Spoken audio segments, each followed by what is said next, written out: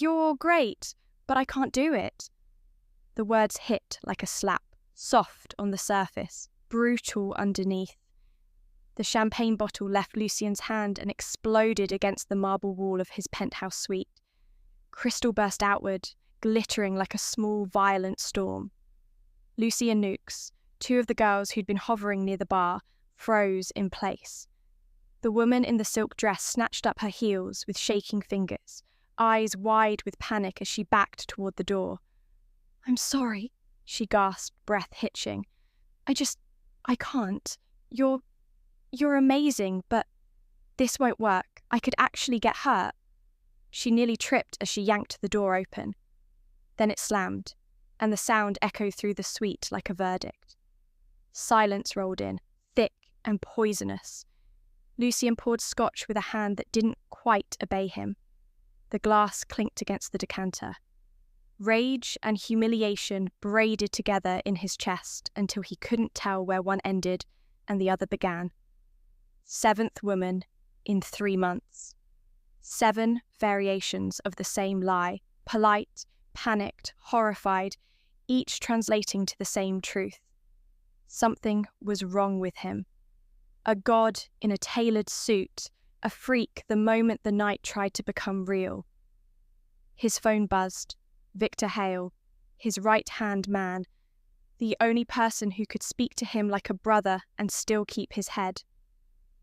"Boss," Victor said, voice clipped. "Melanov's people are at the docks. I need you now." Lucien stared at the screen, jaw tight. For once, the organization could handle itself. For once, he could stop being the answer to every problem. He threw the phone across the room. It skidded over glass and stopped near the couch. He drank, poured again, let the burn scrape down his throat like punishment, and his mind, teatrous, persistent, dragged him backward. 3 days ago, he'd had hope. He'd been in the back office of the Crimson Lotus Casino, drowning in numbers when Victor walked in wearing that grin that always meant trouble. "Boss," Victor said, dropping into the leather chair like he owned it. "You gotta see this new girl at OX?" Lucien didn't look up from the ledger. "Not interested." "Come on, man. You've been locked up in here for weeks. When's the last time you even tried?" Lucien's pen paused. 2 weeks ago." "The lawyer chick?" Victor's grin faded. "What happened?" Lucien's jaw tightened. "The same thing always happens." Victor went quiet. He was one of 3 people who knew. One of 3 who knew the curse Lucien carried, the kind that didn't show until it mattered most. "Boss," Victor said carefully, "you can't give up. There's someone out there." "Drop it, Victor." Victor didn't. He worked him for an hour, needling, joking, pushing until Lucien agreed just to shut him up. That night, Lucien walked into OX in a black suit that cost more than a month of rent for most of the men inside. The club pulsed with money and hunger, Wall Street sharks, Russian businessmen, the kind of laughter that was half drunk and half desperate. "Table 12, Victor said, leading him to the VIP section. Lucien ordered whiskey and tried not to feel the emptiness in his ribs. Then the lights dimmed. A spotlight ignited the main stage. The DJ's voice boomed, and when the dancer stepped out, Lucien forgot how to breathe. She moved like water, graceful, unstoppable. The lights caught her skin like it had been designed for that exact moment. Her eyes swept the crowd with calm, predatory confidence. "That's her," Victor whispered. "Tyra Smith. Been here 2 months. Every guy in the city is trying to get a private dance."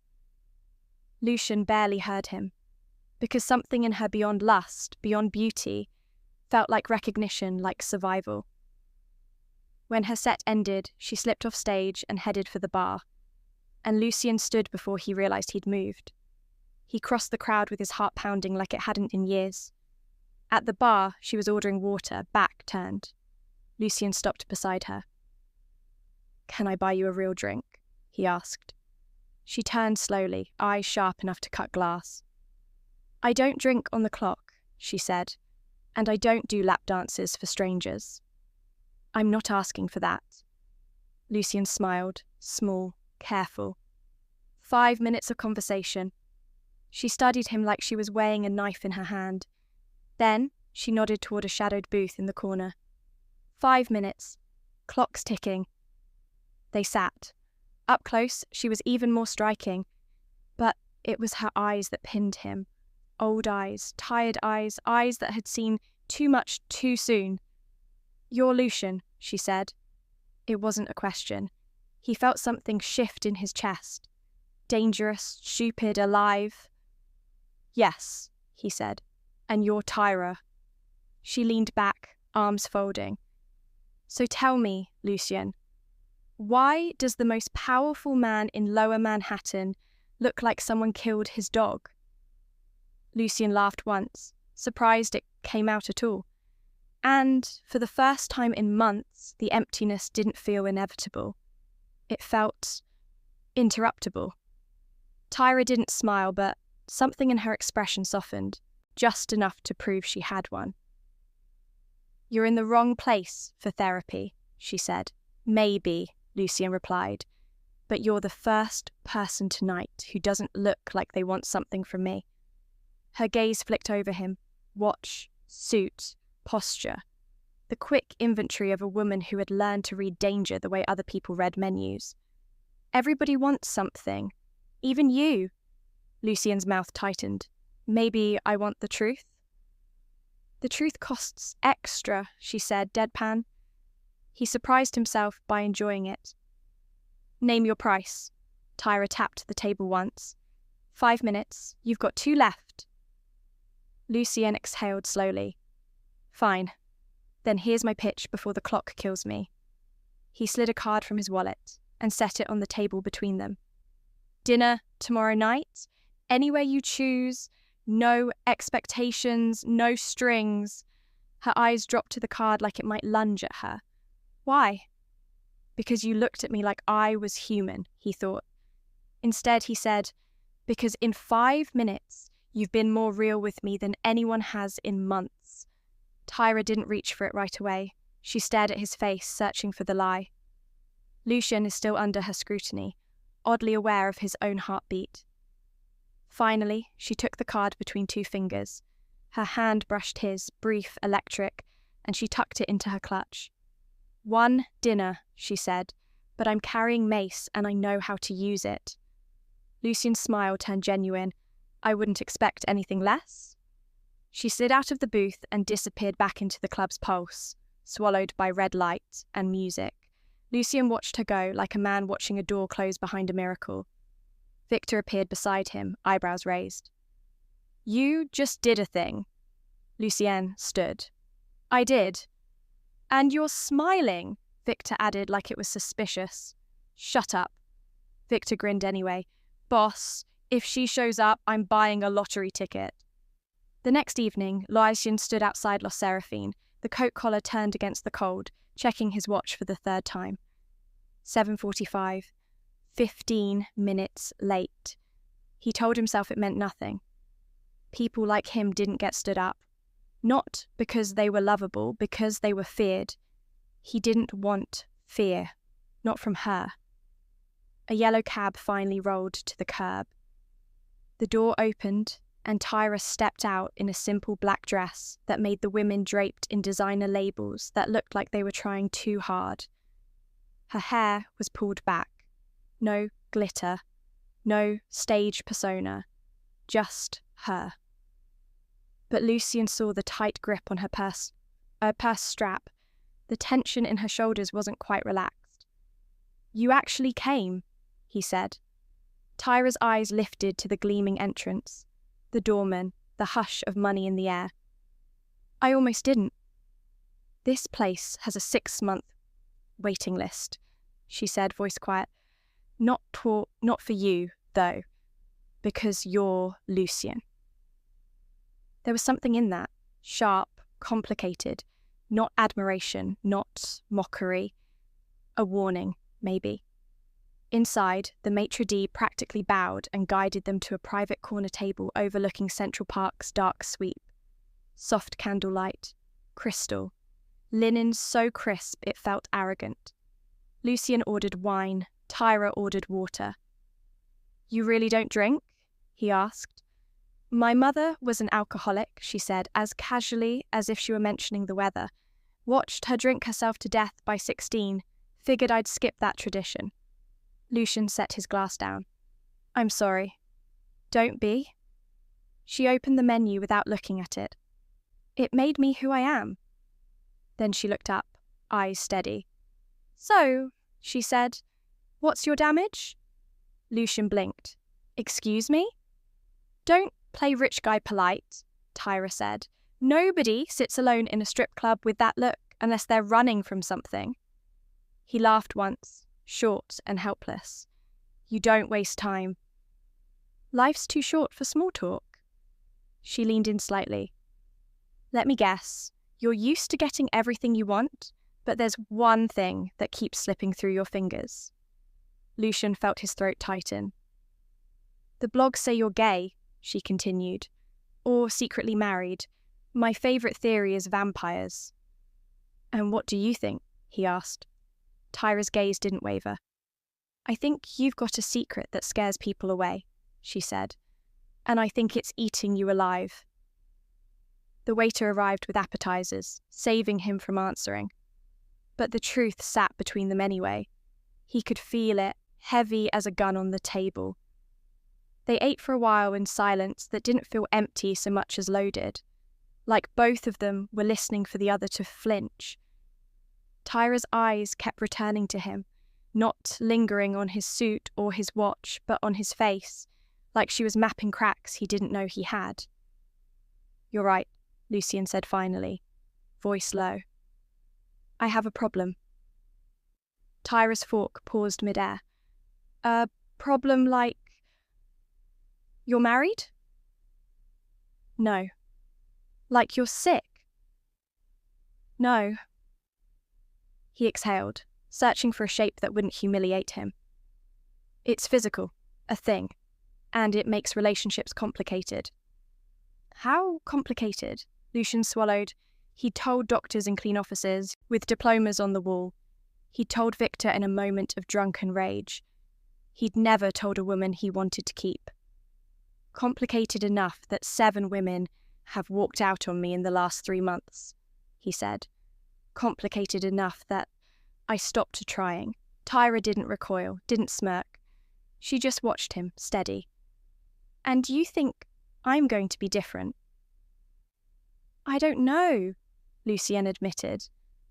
Maybe. You don't scare easily. Don't confuse fearlessness with stupid, Tyra said. I'm neither. She set her fork down carefully, as if choosing control on purpose. I'll make you a deal. You tell me the truth about what we're doing here, and I'll decide if I'm staying or walking. Lucian felt the room narrow to her eyes. I'm tired of being alone, he said. The words came out rougher than he meant.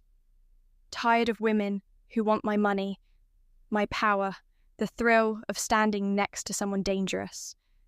I saw you on that stage, and I saw someone real, someone who survived things, someone who might understand that not everything that looks perfect actually is. Tyra's mouth tilted.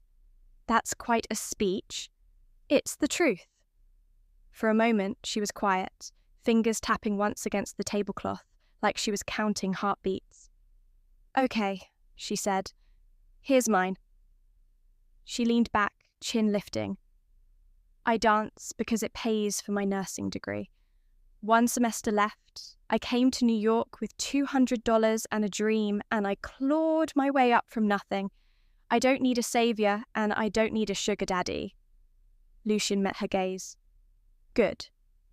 But, she continued, voice softer, I wouldn't mind meeting someone who sees me as more than a body or a conquest. I can do that, Lucian said. Tyra's eyes narrowed. Can you? Because men like you are used to owning things. People, situations. I'm not something you can own. I don't want to own you. Then what do you want? Lucian reached across the table, stopping just short of touching her hand, letting her choose. A chance, he said. Just a chance to see if maybe we're both wrong about how alone we have to be. Tyra looked at his outstretched hand for a long second. Then she placed her hand in his. One chance, she said. The second you lie to me, the second you try to control me, I'm gone. Understood. They finished dinner talking about everything except the tension between them. Atlanta, Queens, the aunt who raised her, the violence Lucien didn't dress up with excuses. By dessert, Lucien realised he hadn't thought about his complication once in 2 hours. Outside, cold air slapped his cheeks as they stepped onto the sidewalk. So, what now? Tyra asked. You take me back to your penthouse and we see if your complication is as bad as you think?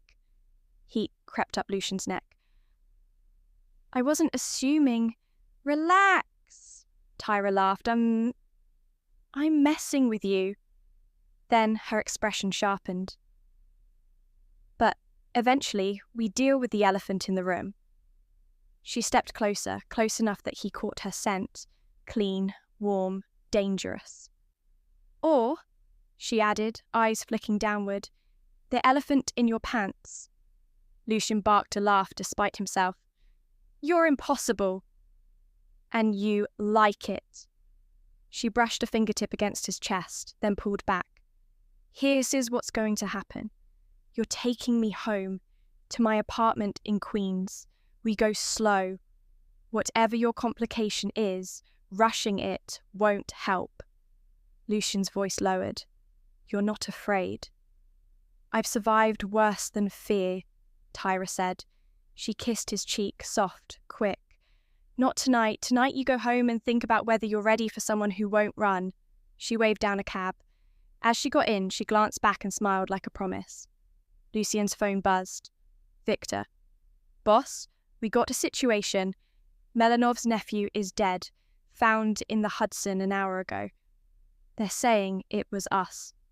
Lucien's blood went cold. He looked at the cab pulling away. At Tyra disappearing into the city. And he made a decision. He'd deal with the Russians. He'd find who was playing games. But he wouldn't let it touch her. Wouldn't let his darkness swallow the one real thing he'd found. Lucien didn't go home. He went to war quietly, efficiently, the way men like him did, when blood threatened to spill beyond the boundaries they controlled. An hour later, the warehouse on Delancey stank of oil and river air. Victor stood by a folding table covered in maps, phone screens, printouts. Marcus was already pulling footage. Men moved in tight, urgent knots, voices low, hands never far from holsters. The Russians are convinced, Victor said. They think we clipped the nephew to send a message. I didn't authorize anything, Lucien snapped. I know. Victor's eyes were hard. That's why this scares me. Someone wanted a war. 2 days blurred into meetings, threats, and intense calls with voices that smiled while they sharpened knives. Lucien hunted the truth the only way he knew how, by squeezing his own people until secrets bled out. It was Paulie, a hothead with a gambling habit and sticky fingers, skimming from the take, panicking when the Russians started sniffing around. He thought killing the nephew would buy him time. Instead, it nearly burned the city down. Lucien didn't scream. He didn't rage. He just looked at Paulie like a man looking at rot. Paulie sobbed, promised, begged. Lucien had him delivered to Melanov's people in a trunk. The message was clear. Lucien handled his own. He didn't tolerate disloyalty. The Russians accepted it, barely. Trust stayed fractured. Everyone stayed jumpy. The air felt like it could spark if you breathed wrong. Through all of it, Tyra texted him like the world wasn't on fire. A photo of a grey cat sprawled on her nursing textbooks. A complaint about her pharmacology professor. A meme so stupid it dragged a laugh out of him in the middle of a planning session. On the third night, she called. You've been quiet? she said. Work, Lucien replied. Work like stressful meetings? Lucien hesitated. Tyra's voice sharpened. Lucien, don't insult me. He exhaled. Work like people end up dead. A beat of silence. Then, steady as a heartbeat.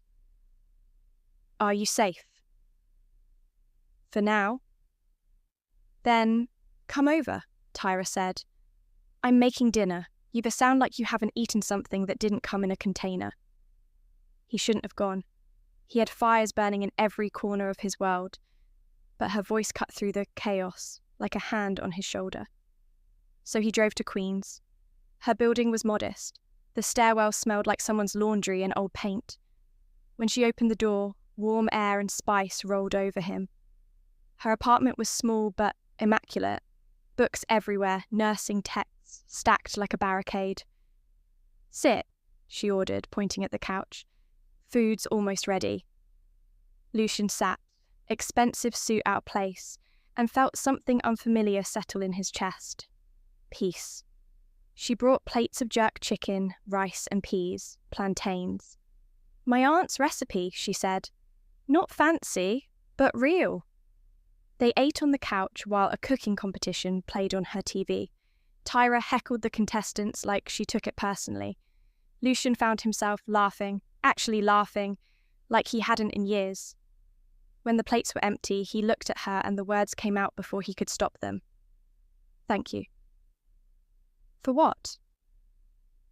For not running, he said. For not treating me like I'm a monster. Tyra scooted closer. Lucien, I grew up around men like you. My uncle was in the game before he got locked up. I know what it costs. Her eyes held his. But if we're doing this, we do it as equals. I won't be your escape hatch. Lucien's throat tightened. Eventually, you'll see it. My complication. And then you'll leave like the rest. Tyra lifted her hand and cupped his cheek, soft and sure. Then we don't rush. Tonight, we're just two people on the couch. No pressure, no tests. Her lips met his, slow, careful, real. Something in Lucien cracked open like a lock finally giving way. He left at dawn, and on the drive back to Manhattan, his phone rang. Victor. Boss, Victor said, voice grim. We got a problem. It's about the girl. Lucien's stomach dropped. Tyra? I did some digging, Victor said, like you asked, just to make sure she was clean. I didn't ask. Her real name is Tyra Carter, Victor cut in. 3 years ago, she wasn't running from poverty. She was running from a murder charge. The world tilted. That's impossible. I have the Atlanta PD report, Victor said. Her boyfriend, Darius Webb, found dead in their apartment. Single gunshot. She vanished the same night. Warrant issued. Then, 6 months later, it gets dropped, like someone made it go away. Lucien's grip tightened on the steering wheel until his knuckles ached. And there's more, Victor said. Darius wasn't a nobody. He was connected. And 2 weeks before he died, he was seen meeting with the FBI. Lucien's pulse hammered. Tyra's name flashed on his screen, an incoming call, like fate was daring him to blink. He answered. Good morning, Tyra said. The voice was warm. I know you just left, but I couldn't stop thinking about last night. We need to talk. Lucien stared ahead, jaw clenched. Her tone shifted. What's wrong? Not over the phone, Lucien said, voice like ice. Meet me at the Delancey warehouse in 1 hour. Lucien, Tyra whispered, suddenly afraid. You're scaring me. 1 hour, he repeated, or don't come at all. He hung up. And in the silence that followed, Lucien realised the worst part wasn't the possibility she'd lied. It was how badly he still wanted her not to have.